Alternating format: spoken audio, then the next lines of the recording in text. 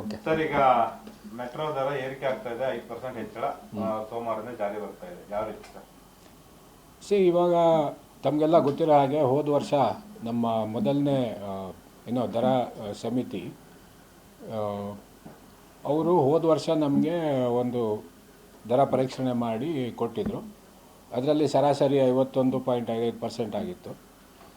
ಅದು ನಾವು ನಮ್ಮ ದರ ಪರೀಕ್ಷಣೆ 7 ವರ್ಷದ ಮೇಲೆ ಆದಾಗಲಿಂದ ಅದು ಶೇಕಡವಾರು 51.55% ಆಗಿತ್ತು. ಇವಾಗ ದರ ಪರೀಕ್ಷಣೆ ಸಮಿತಿಯ ಪ್ರಕಾರನೇ ಈ ದರ ಪರೀಕ್ಷೆಯನ್ನು ನೀವು ಪ್ರತಿ ವರ್ಷ ಮಾಡಿ, ಇಲ್ಲ ಅಂದರೆ ಅದು ಜನರ ಮೇಲೆ ಹೊಣೆ ಆಗುತ್ತೆ. ಹಾಗಾಗಿ ನೀವು ಪ್ರತಿ ವರ್ಷ ಒಂದು ಫಾರ್ಮುಲಾ ಮೇಲೆ ಇದನ್ನು ನೀವು ಕ್ಯಾಲ್ಕುಲೇಟ್ ಮಾಡಿ ನಿಮ್ಗೆ ಏನು ಪರ್ಸೆಂಟೇಜ್ ಬರುತ್ತೋ, ಅಥವಾ ನೀವು 5% ಮ್ಯಾಕ್ಸಿಮಮ್ಮು, ಇಲ್ಲ ನಿಮಗೆ ನೀವು ದರ ಪರೀಕ್ಷಣೆ ಮಾಡೋ ಆ ಫಾರ್ಮುಲಾ ಪ್ರಕಾರ ಕಡಿಮೆ ಬಂದರೆ 4% ಬಂದರೆ 4% ಮಾಡಿ ಅಂತ ಇರೋದು ಅದರಲ್ಲಿ. ಆಮೇಲೆ ಇವಾಗ ನಾವು ಕೂಡ ದರ ಪರೀಕ್ಷಣೆ ಮಾಡಿ ನೋಡಿದ ಮೇಲೆ ನಮಗೆ ಹೋದ ವರ್ಷಕ್ಕೂ ಈ ವರ್ಷಕ್ಕೂ ಸುಮಾರು 10% ಅಷ್ಟು ಹೆಚ್ಚಳ ಬರ್ತಾಯಿತ್ತು. ಹಾಗಾಗಿ ನಾವು 10% ಮಾಡೋಕ್ಕಾಗೋದಿಲ್ಲ. ದರ ಪರೀಕ್ಷಣೆ ಸಮಿತಿಯ ರೆಕಮೆಂಡೇಷನ್ನು ಏನಿದೆ ಅದ್ರ ಪ್ರಕಾರ ನಾವು ಬರೀ 5% ಮಾತ್ರ ನಾವು ಮಾಡಬೇಕಾಗತ್ತೆ. ಸೊ ಹಾಗಾಗಿ ಇವಾಗ 5% ನಾವು ಒಂದು ವರ್ಷ ಮುಗಿತಿದ್ದಂಗೆ ಆ್ಯನ್ಯಲ್ ರಿವಿಷನ್ ಏನಂತ ಕರಿತೀವಿ ನಾವು, ಅದು ಇವಾಗ 9ನೇ ತಾರೀಕು ಫೆಬ್ರವರಿಯಿಂದ ಜಾರಿಗೆ ಬರುತ್ತೆ.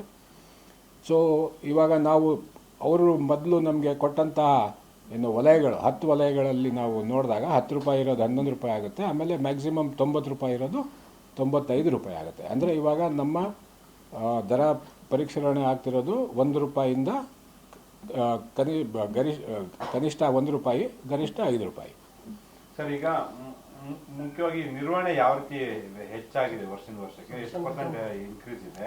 ಇವಾಗ ನಾವು ಆ ಥರ ನಾವು ದರ ಪರೀಕ್ಷಣೆ ಫಾರ್ಮುಲಾ ಪ್ರಕಾರ ನಮ್ಮದು ಒಂದು ಸ್ಟಾಫ್ ಕಾಸ್ಟ್ ಬರುತ್ತೆ, ಒಂದು ನಮಗೆ ಎನರ್ಜಿ ಕಾಸ್ಟ್ ಬರುತ್ತೆ, ಮತ್ತು ಒಂದು ನಮಗೆ administration and maintenance and administration cost ಬರುತ್ತೆ.